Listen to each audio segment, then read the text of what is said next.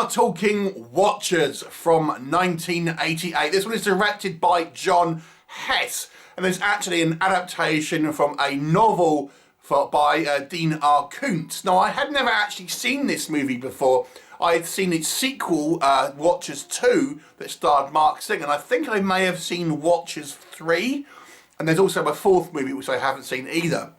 But the original I haven't seen, and this one stars some 80s icons, Corey Haim, you've got Michael Ironside, you've got a small role from Jason Priestley, and it's a kind of monster on the loose story, as I say, loosely adapted from the Dean R. Koontz novel, as far as I know. I haven't read that, but in doing some research, there's quite a lot of changes that were made from the novel to this kind of film adaptation.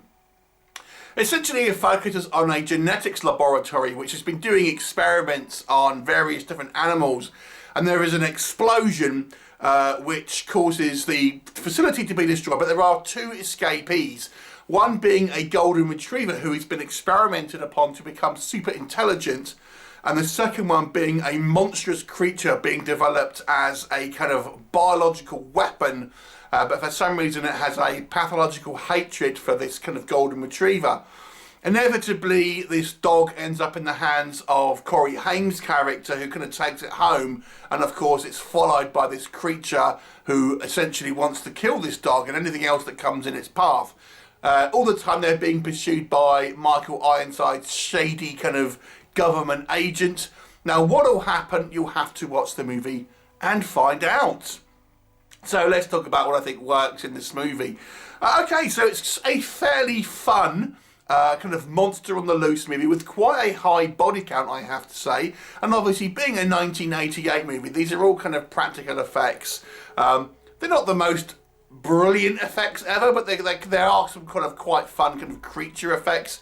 They keep the kind of the creature wisely sort of out of the view for the most part, because I think the creature effects look a little bit weird, I have to say, but I guess you can kind of like factor it in because you have this, it's a genetic kind of abomination, essentially. There's also quite a lot of world building in this movie, although I don't think a lot of it pays off. You know, we have this kind of, the whole idea being that there's this shady kind of government organisation that is creating these kind of like these genetic killing machines for some reason, and we get hints about what that's kind of all about and who's involved, but it never goes too far with that. We don't quite know, we get stuff introduced about why this creature has got this kind of like hatred towards this dog. We've got people's, how much oversight there is and how kind of involved, for example, is Michael Ironside's character.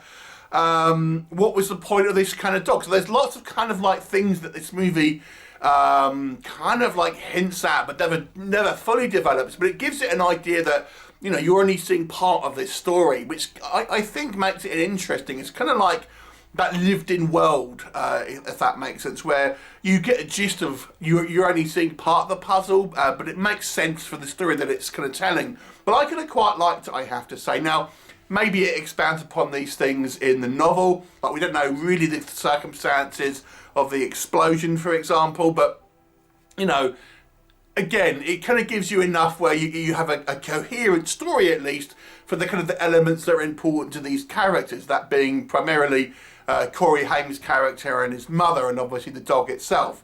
So I kind of quite like these kind of little hints about a larger kind of world. I think the cast do a pretty good job here. I mean, Corey Haim was kind of like at probably his high point in the kind of the late 80s. And yeah, we've got full-on kind of 80s kind of fashion in this one. So if you like big hair, mullets, and kind of interesting fashion choices, then you'll certainly kind of like this one. Obviously, it has this kind of emotional sort of hook as well, with this kind of like, man and dog and man's best friend, and the kind of the bond that are kind of building, which I think gives it some nice kind of emotional resonance. There's almost an attempt here to kind of like humanise the creature, for example, as well, and I wish they'd gone further with that. We see the creature pick up a teddy bear at one point, to kind of like give you the idea that it's maybe sort of a bit more going on than just a kind of a rampaging creature, but it's not a lot is done with it. But I like the idea here that it at least hints that there might be something a little bit more you know, kind of reasoning in its mind and things like this, and kind of have a little bit more of an emotional impact. It would have been nice to have a little bit more of that, but there you go. It is what it is. The movie is quite well paced. There's a high body count. Lots of people are going to get mangled up in gruesome fashion. This creature seems to kind of take people's eyes for some reason. And then, you know, it has quite a lot of clashes with different kind of like people from this kind of small town. And there's, you know, the government cover-up saying it's a kind of a serial killer and things like that. So ultimately, I would say there's a reasonable amount kind of going on in this movie, even though it's not always kind of fully explored, to be honest with you. So what doesn't matter with this movie, and I think that's possibly one thing you could say, this movie does have a few kind of dangling plot threads that I never really feel it either doesn't kind of like tie up entirely, or you feel it's relatively kind of just brushed under the carpet. You know, so just to kind of get to the kind of the A storyline, again, this might have been something that was covered off more in the novel. I haven't read it, so I couldn't really say, but you do feel that it introduces a few things and never really kind of fully kind of gives you all of the answers. The creature itself, as I say, I think it's not particularly well realised, if we're being completely honest.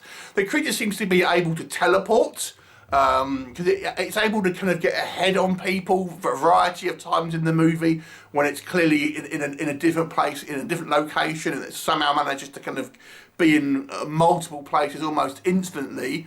And then no one ever sees this creature as well. You would have thought a creature this kind of monstrous, which is just wandering around following the trail of this dog, would be seen by someone, but it's never the case. You only ever see it once it's kind of attacking someone, and it's not exactly subtle. So it's one of these things where you have to kind of suspend a little bit of believability. And some of the characters as well, particularly the kind of the police characters, seem unbelievably stupid, to be honest. Almost to the point where they're more like kind of cartoon characters, if we're being completely honest in regards to their levels of intelligence. Ultimately, this movie I don't think really offers a hell of a lot of surprises. The plot is, you know, it's well paced and interesting, but it's not exactly breaking new ground here in you know, in kind of anything new storytelling.